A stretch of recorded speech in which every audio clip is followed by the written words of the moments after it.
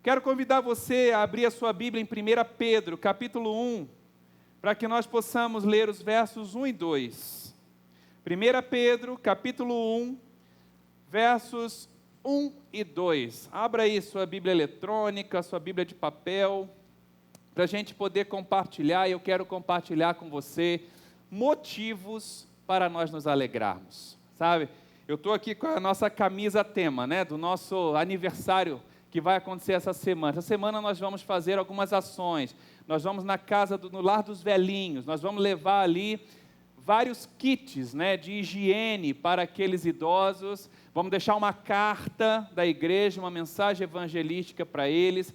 Nós vamos visitar o Céu Azul, que na verdade é uma instituição que está recebendo as crianças da Casa do Menor, e nós já preparamos brinquedos, preparamos kit escolar, nós vamos levar lá.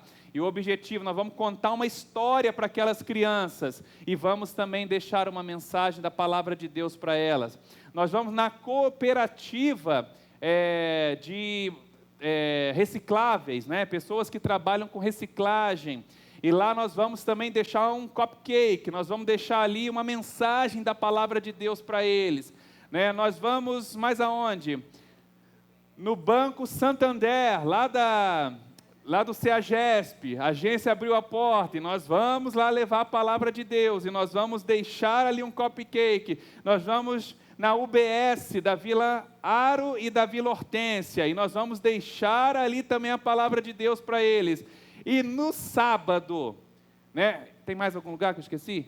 Mas no sábado nós vamos aos semáforos, e eu quero convidar vocês, meus irmãos, a participarem com a gente. Porque é um ambiente aberto e tal, não precisa ficar preocupado, vai todo mundo de máscara, nós vamos botar luvas nas mãos, o objetivo, nós vamos deixar um cupcake e uma mensagem da palavra de Deus também para os motoristas. Vamos abrir uma faixa diante deles, dizendo, olha, a Igreja Batista Central de Sorocaba, ora pela cidade, ora por esses cidadãos aqui de Sorocaba. E nós queremos que eles saibam que é Deus quem tem cuidado de nós. E aí a gente vai dar o cupcake exatamente com o objetivo de dizer, olha, o amor é doador. E nós estamos aqui para dizer que você é amado por Jesus Cristo. Quero convidar vocês a participarem. Tá? E a gente precisa de saber quem vai estar no sábado. A Alessandra vai passar mais informações daqui a pouco, vocês podem passar um nome para elas. À noite, a irmã Gislaine também vai estar recebendo os nomes. Então, a gente precisa montar essas equipes aí para participar. Infelizmente, nessas instituições que nós vamos, salvo na cooperativa de reciclagem, lá pode ter um pouco mais gente, mas as outras só está podendo entrar 2 ou 3 pessoas. Então, a gente gostaria de convidar você a participar. Dá o seu nome e a gente vai estar informando você direitinho. Mas eu quero falar para você por que nós podemos e devemos ser alegres e por que nós devemos continuar levando a palavra de Deus. Quando Pedro ele escreve essa carta, ele vai escrever aos cristãos que foram dispersos por causa da ação movida pelo Império Romano de perseguição. Naquela época, a igreja cristã, ela estava se multiplicando, o evangelho estava se difundindo, e o Império Romano estava com medo de uma rebelião, achando que esses cristãos, eles seriam algum tipo de seita que causaria tumulto, e eles então começam a perseguir, isso aí instigados pelos judeus, porque os judeus não aceitaram a Jesus, muitos deles não aceitaram, principalmente a liderança religiosa judaica, e aí surge uma grande perseguição, e aí Pedro, ele vai falar exatamente isso, aos eleitos de Deus, peregrinos dispersos, do Ponto, na Galácia, na Capadócia, na província da Ásia e na Bitínia. Aí ele vai falar sobre ali, os 4 cantos da terra, para onde eles estavam indo, né? E ele vai falar assim, ó, escolhidos de acordo com o pré-conhecimento de Deus Pai, pela obra santificadora do Espírito, para a obediência de Jesus Cristo e a aspersão do seu sangue, graça e paz lhes sejam multiplicadas. É assim que nós temos aqui, né, as primeiras palavras que Pedro ele abre a sua carta a esses irmãos de diversas partes, E ele faz lembrar alguns motivos pelo qual nós temos que ter alegria. Feche os seus olhos e nós vamos orar. Pai amado, nós estamos aqui pedindo ao Senhor, poderoso Senhor, cuja palavra é dunamis, ela é explosiva dentro de nós, ela é o poder de Deus para a salvação de todo aquele que crê. E nós, meu Deus, colocamos na sua presença, para que essa palavra, ela possa não apenas encontrar morada, mas fazer o efeito poderoso, implodindo aquilo que é ruim, para reconstruir aquilo que é agradável, Senhor meu Deus, e nos levar, meu Deus, a vivermos uma vida de alegria, para repartirmos essa vida que Cristo nos deu. Eu sei que o Senhor, meu Deus, é aquele que está à frente do seu povo. E às vezes nós somos submetidos a provas para o fortalecimento espiritual. E nós estamos aqui, Senhor, nos colocando debaixo da sua presença, para que a tua palavra encontre lugar nos nossos corações. É no nome de Jesus. Usa esse momento para falar individualmente a cada um de nós. Amém, Senhor. Como eu disse, Pedro está escrevendo aqui aos cristãos, que eram na maioria gregos, sofriam intensa perseguição por causa do nome de Jesus. Os gregos, eles estavam sofrendo também por serem gentios, e os judeus estavam indo atrás deles para tentar judaizá-los. Havia dentro da igreja também alguns cristãos judaizantes, aqueles cristãos que queriam, sabendo da graça que o Senhor Jesus havia ensinado a viver, trazê-los às leis de Moisés. E por várias vezes os apóstolos disseram, olha, se vocês querem viver debaixo da lei, vocês estão debaixo do pecado, porque a lei, ela expõe as nossas fraquezas. Quando você começa a tentar cumprir e obedecer às leis de Deus, você vai perceber as suas fraquezas, porque nós não conseguimos ser perfeitos. E por causa disso, o pecado realmente, ele então se instala na nossa vida, porque você não consegue cumprir a lei, então você acaba se tornando culpado. E Tiago vai dizer que se nós errarmos em uma só parte da lei, nós somos culpados de toda ela. E é assim também. Você pode errar um ponto, falhar em um ponto da lei de um país, mas você vai ser condenado por conta daquele ponto em que você incidiu na quebra da lei. Quando Jesus veio a esse mundo, o que ele veio fazer não foi acabar com a lei, mas ele veio suspender os efeitos da lei de condenar. Ele entregou a sua vida na cruz, no lugar, no meu e no seu. Ele entregou a sua vida, a sua própria vida, para que ele pudesse ali na cruz, dizer para a humanidade, olha, a culpa que a lei trazia sobre vocês, agora ela está suspensa, porque o seu pecado foi perdoado e a sua dívida foi paga para com Deus. E a partir desse momento, podemos errar?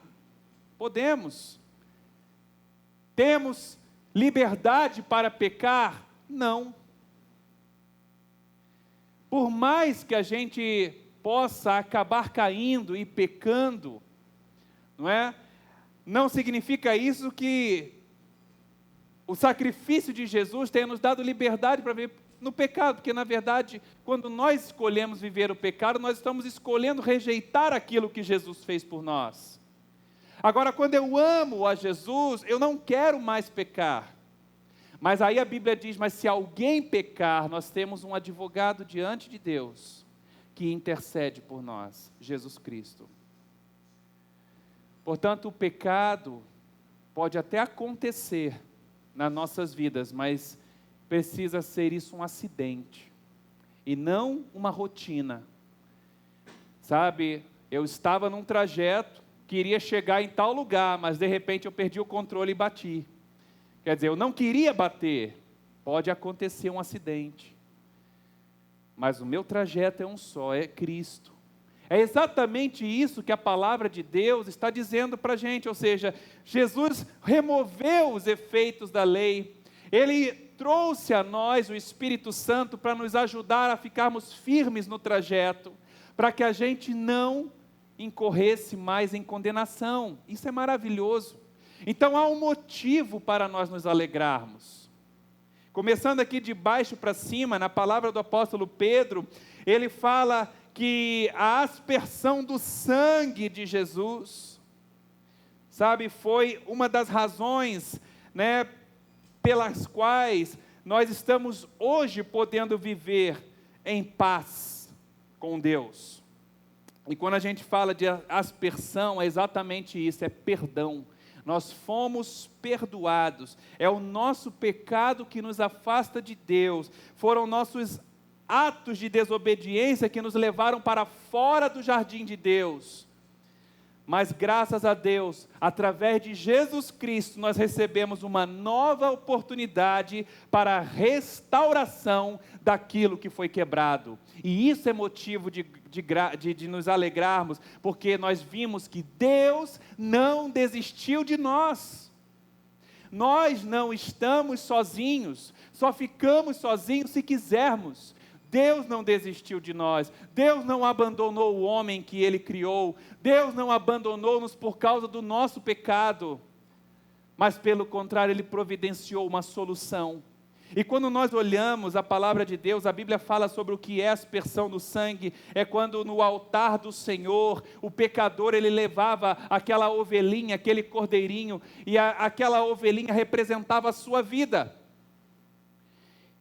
E aquela ovelhinha, ela tinha o papel exatamente de estar trazendo, né, diante do Senhor a vida daquele pecador. E quando aquela ovelhinha ela era morta, sacrificada, o seu sangue era derramado no altar, ali o Senhor recebia aquele sangue, aquele sacrifício, aquela morte daquele animal, como se fosse a morte daquela pessoa para uma vida de pecado. E então ela começava um novo processo de caminhada com Deus. Jesus, quando ele foi para a cruz, ele assumiu esse papel da ovelhinha, ele se colocou no mesmo lugar da ovelhinha, derramou o seu sangue, para que o nosso sangue não fosse derramado, porque a Bíblia diz que o salário do pecado é a morte. Quando a gente peca contra aquele que foi autor da nossa vida, não existe outra situação senão morte, sabe? E por isso que para que nós não morrêssemos, Deus providenciou substitutos. No princípio, foram os animais morriam no lugar do homem, para que o homem tivesse consciência de que todo pecado leva morte. Agora Jesus, ele veio e morreu de uma vez por todas, para que nós não mais tivéssemos que morrer. Sabe, meus amados, coisa maravilhosa, Cristo ofereceu seu sangue no altar para nos garantir um perdão completo. Uma vez eu ouvi uma explicação muito interessante de um teólogo, ele estava dizendo que quando Jesus estava lá na cruz, e ele disse assim, está consumado. O termo consumado significa, está completado. A obra foi completa. Quando Cristo morreu naquela cruz, Ele perdoou de forma completa. Ou seja, os pecados que você cometeu, e os pecados que você ainda haveria de cometer, Jesus já perdoou. Por isso é que quando a Bíblia diz, todo aquele que nele crê será salvo, significa que agora não é mais nós que carregamos a nossa vida, mas Jesus é quem assume o papel por ela, assume a responsabilidade por ela, e então a garantia não está em nós mesmos, mas no que Jesus está fazendo por nós. Ele levou você diante de Deus, então há motivo de nós nos alegrarmos, porque você não depende mais de você, você depende do Senhor Jesus, Ele tomou nas suas mãos, Ele tomou a frente, e Ele resolveu perdoar, porque Ele ama você. Pedro, ele vai então dizer algo interessante. Ele vai dizer que nós fomos escolhidos segundo o pré-conhecimento de Deus. Você já parou para imaginar, antes de nascer, você já ter sido escolhido por Deus? Não estou falando aqui de predestinação, não. Estou falando aqui, porque quando a gente fala de predestinação, significa que você foi predestinado a uma outra vida, a uma vida que foi já estabelecida por Deus. Ou seja, alguns que seguem a predestinação falam que a pessoa, alguns nascem já destinados ao inferno, alguns já nascem destinados ao céu. Não, eu não acredito nisso. Eu não acredito que a pessoa, que Deus, Ele determinou sobre a pessoa a sua vida, a sua sentença. Olha, você já nasce, não, você nasceu para ir para o inferno, você nasceu para ir para o céu. Não, a Bíblia não diz isso. A Bíblia diz que nós fomos escolhidos conforme o pré-conhecimento, ou seja, antes das coisas acontecerem, Deus já sabe o que vai acontecer. Antes de você nascer, Ele já conhece o seu coração. E para aqueles cujo coração é sensível à voz de Deus, a estes Deus já preparou algo maravilhoso. Então o que acontece é que aqueles que são escolhidos, eles já são possuidores das promessas que Deus já de antemão preparou. E os escolhidos são aqueles que têm um coração sensível à voz de Deus, que querem de fato encontrar o caminho da salvação, o caminho do Senhor. Não que eles sejam predestinados, mas os seus corações já estão prontos para receberem a sua palavra. Vocês estão conseguindo entender, meus irmãos? E aí, quando a gente pensa nisso, imaginar, sabe, que Deus, Ele de antemão, Ele já preparou o seu futuro.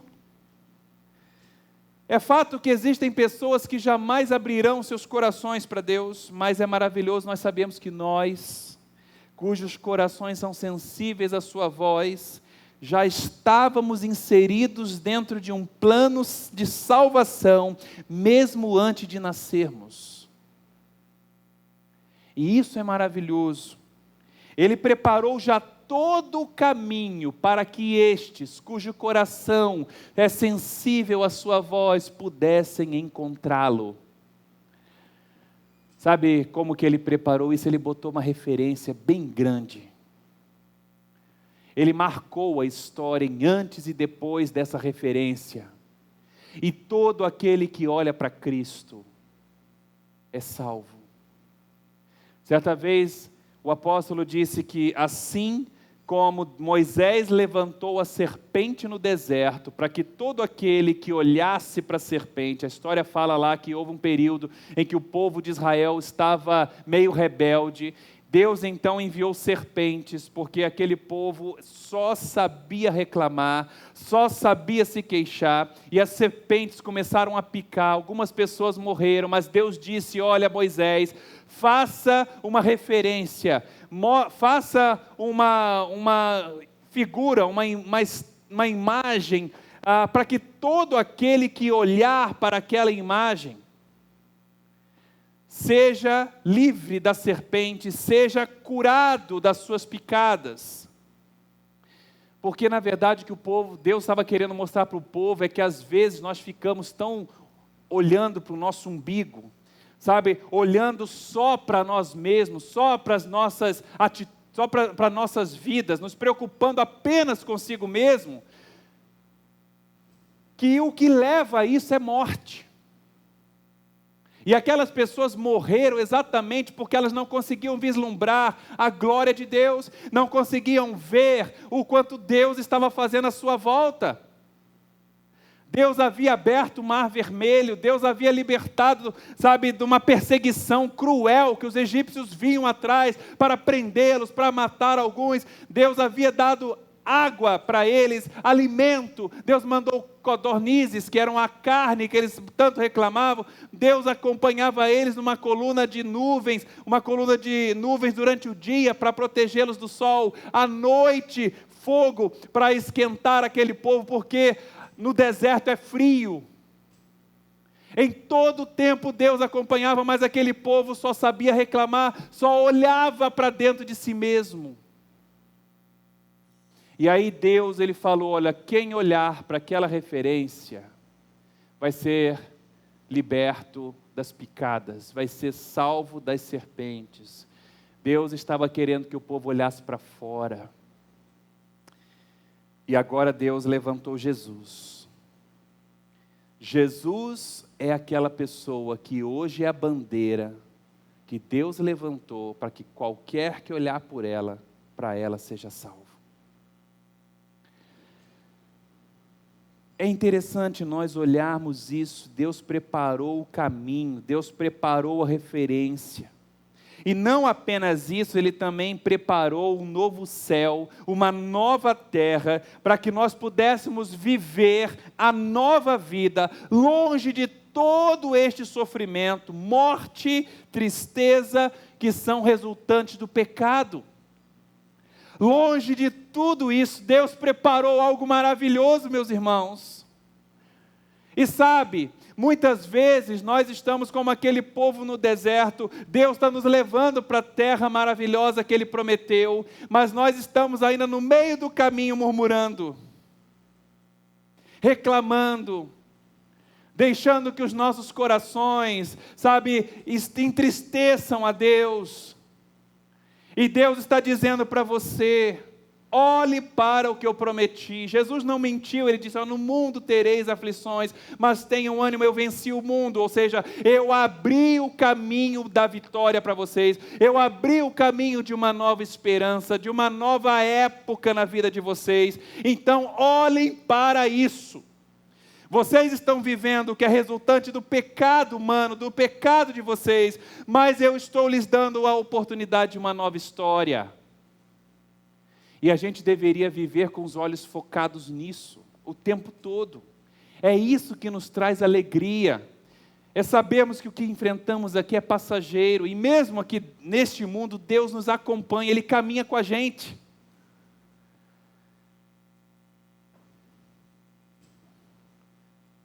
Mas a razão dos sofrimentos tem um propósito. Eu acho interessante que o apóstolo Pedro, ele lembra então aqui, olha, vocês foram escolhidos, de acordo com o pré-conhecimento de Deus, pela obra santificadora do Espírito. O que isso significa? Obra santificadora. Enquanto estamos neste mundo, Deus está nos lapidando. Deus está preparando-nos. Deus está nos separando para uma finalidade.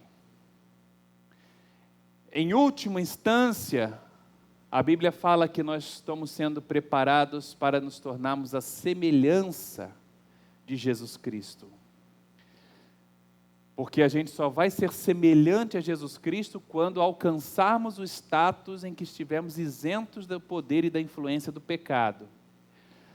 Mas durante esse processo, Deus também está nos lapidando, nos ensinando como é a vida que o Senhor espera que a gente viva. Ele está nos ensinando sobre o seu amor. Quando Ele permite que nós percamos pessoas que nós amamos, entes queridos, Deus também está nos ensinando sobre o seu amor, porque Ele, em primeiro lugar, foi quem perdeu as pessoas que Ele amava. Ele foi quem perdeu o filho que Ele amava. O pecado não foi algo que atingiu apenas a nós, mas também trouxe tristeza ao coração de Deus. E Ele participa conosco dos nossos sofrimentos.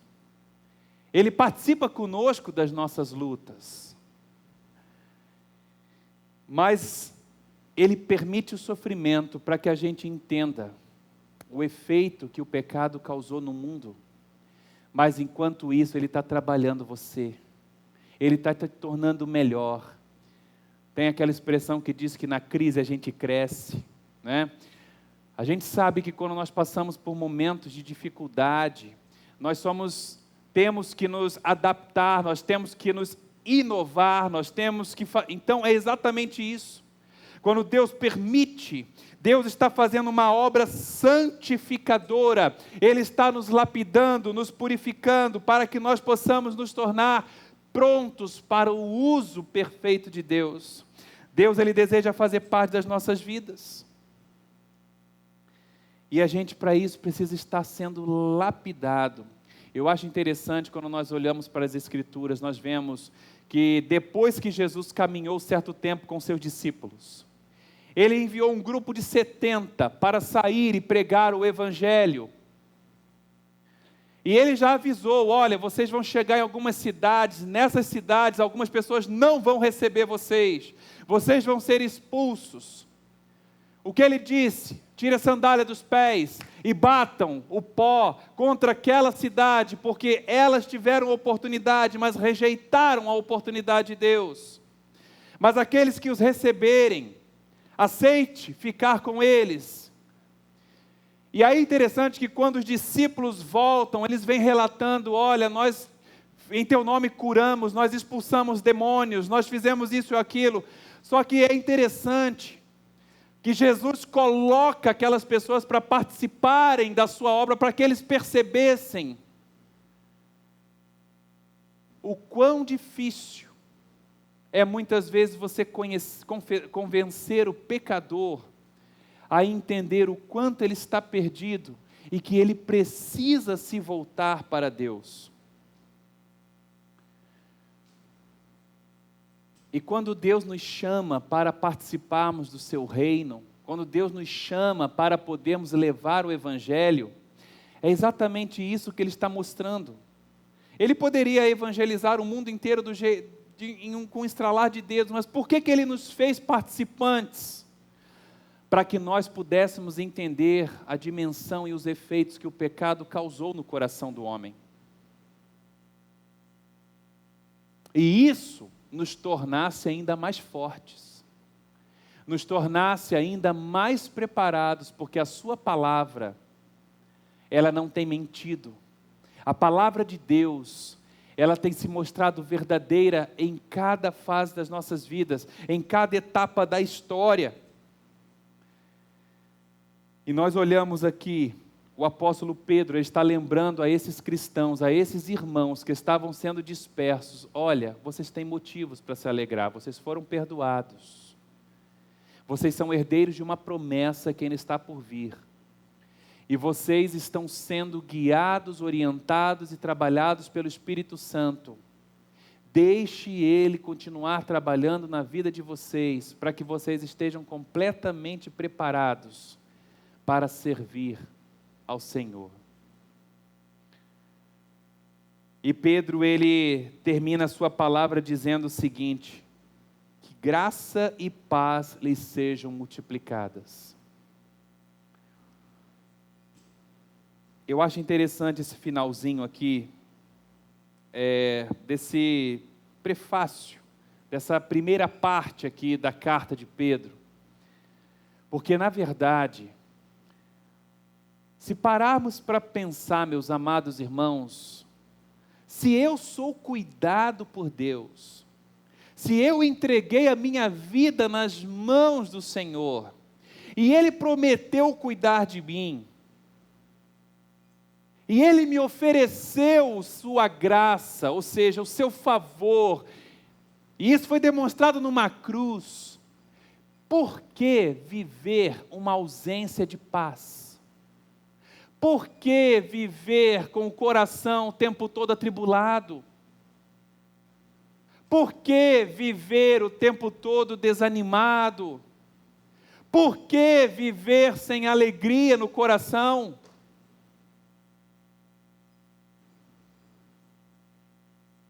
Pedro está lembrando: tenham paz. Tenham paz em seus corações. Vocês foram comprados, vocês foram assumidos pela responsabilidade de um Deus que é todo poderoso. Ele não vos abandonará, Ele estará com vocês sempre. O próprio apóstolo Pedro recebeu essa promessa de Jesus, e ele está transferindo agora para os seus discípulos. Jesus disse: eu estarei com vocês todos os dias até a consumação dos séculos. Não importa o que venha, não importa as dificuldades que surjam, aprendam a confiar e a demonstrar a sua confiança nesta graça, no favor de Deus, e encham seus corações de paz. É exatamente isso que Ele está nos pedindo. Quando um raio caiu aqui na igreja e aconteceu isso tudo, essa caixa ali não está funcionando, esse retorno, saiu, tirou um retorno daqui, botaram um outro aqui, que é uma caixa, não é melhor, está dando alguns probleminhas. Nossos computadores, foi tudo para manutenção, né? E não sei se vai ter reparo, não está tendo conexão aqui, a projeção não está funcionando direito, não sabemos como que vai ser essa semana.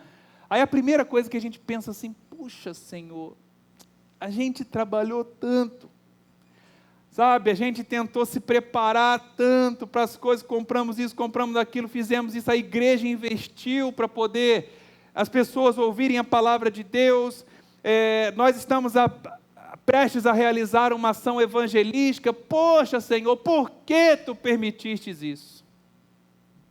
Normalmente a gente faz isso. Quando eu cheguei em casa, em nenhum momento eu reclamei. Em nenhum momento. Em nenhum momento eu fiquei pensando: por que, Senhor? Não. Mas eu fiquei assim: Senhor, o Senhor está no controle. Sabe, e tenho pedido orações. Vamos orar. Porque às vezes algumas coisas acontecem, meus irmãos, exatamente para tirar a nossa paz, para provar o nosso coração. E se você deixar, é exatamente isso que o diabo quer: desestabilizar você. Porque ele sabe que desestabilizando você, ele conseguirá fazer o que ele quer, impedi-lo de repartir a vida que Cristo te deu. É exatamente isso que Satanás quer. Porque o objetivo dele é levar as pessoas para o inferno, junto com ele. É desgraçar a imagem e semelhança de Deus que somos nós. O objetivo dele é vingança. Mas quando nós nos colocamos debaixo do esconderijo do Altíssimo, nós podemos descansar à sombra do Todo-Poderoso. Eu não sei qual é o momento que você está vivendo na sua vida hoje, eu não sei se essa semana você também foi surpreendido como por um raio, né? Eu não sei se de repente alguma coisa aconteceu e você chega até esse momento, você que está assistindo a essa mensagem gravada, você que está aqui com a gente e está com o coração meio abatido, quero convidar você a repetir aquilo que Pedro disse: olha, graça e paz lhe seja multiplicada. Deixe o favor de Deus cuidar de você e guardem a paz no coração. Deixe Deus cuidar da sua vida. Entrega o teu caminho ao Senhor. Confia nele e tudo Ele. Amém? Quero ouvir um amém verdadeiro. Amém? Amém? Poxa, meus irmãos, a gente precisa ser mais assim convincente na alegria que está dentro da gente, sabe? E a gente precisa dizer isso para as pessoas. Como disse a irmã Alessandra, que ainda há pouco tempo, como aquele autor daquele hino, Sou Feliz, né? A coisa estava braba para ele. Perdeu as 4 filhas, sabe? Depois a pessoa que estava ajudando ele a compor aquele hino morreu. tanta coisa ruim acontecendo, mas ele vai lá e ele coloca, olha, embora me assalte o cruel Satanás, sabe, meu triste pecado já foi pago. Sabe, ao céu ele vai me levar. É exatamente isso que a gente vê Pedro dizendo aqui. Vocês foram escolhidos, segundo o pré-conhecimento de Deus, para uma nova vida prometida por Deus. E estão nesse tempo sendo trabalhados pelo Espírito Santo, para se tornarem cada vez mais a semelhança de Jesus. Alegrem-se, que graça e paz nos sejam multiplicadas. Amém, meus irmãos? Louvado seja o teu nome, Senhor, pelas tuas muitas misericórdias. Sabemos, ó Deus, que às vezes as lutas, elas são grandes, ó Deus, mas elas não podem anular as tuas promessas. E elas também não podem retirar de nós aquilo que já nos foi dado por tuas mãos. A salvação, o poder que o Espírito Santo enche nossas vidas, ó Deus, nos ensinando a viver, nos ensinando, Senhor meu Deus, a caminhar por esta terra, por esse vale de trevas que muitas vezes está à nossa volta. Nós só temos motivos, ó Deus, para nos alegrarmos diante do Senhor. Sim, no mundo tereis aflições, mas tenham ânimo, disse Jesus. Eu venci o mundo. E quando fazemos parte desta vida de Jesus, nós também estamos vencendo com Ele, Senhor. Um dia, tudo isso vai passar. Todo pecado não terá mais efeito sobre nós. Um dia, não haverá mais dor, nem tristeza, não haverá mais morte. Porque o Senhor nos convida a participar de um reino glorioso, onde a sua presença se manifesta de maneira poderosa. Transformou as nossas vidas, nos dará uma nova carne, um novo corpo glorificado, e nós podemos olhar para isso, Senhor meu Deus, sabendo que nós, como objeto quebrado, seremos completamente restaurados. E nós sabemos, ó Deus, que essas promessas, elas são maravilhosas. Nós sabemos que há esperança, nós sabemos que nós não estamos sozinhos, nós sabemos que o Senhor está em cada parte da história, garantindo que tudo aconteça conforme os planos que já estabeleceste, desde a fundação do mundo, Pai. Por isso, Deus, nós queremos dizer que nós cremos, confiamos e descansamos no seu cuidado, nos alegramos na sua presença e sabemos que o Senhor, meu Deus, está, Senhor, meu Deus, indo adiante de nós, nos ajudando em cada infortúnio, em cada ação que Satanás tente promover, nos ajudando a alcançar os teus propósitos para as nossas vidas, Pai. Em nome de Jesus, Pai, traz paz ao coração do teu povo e que eles possam se valer e confiar no seu favor que é derramado sobre nós. Nós oramos em nome de Jesus. Amém, Senhor. Amém.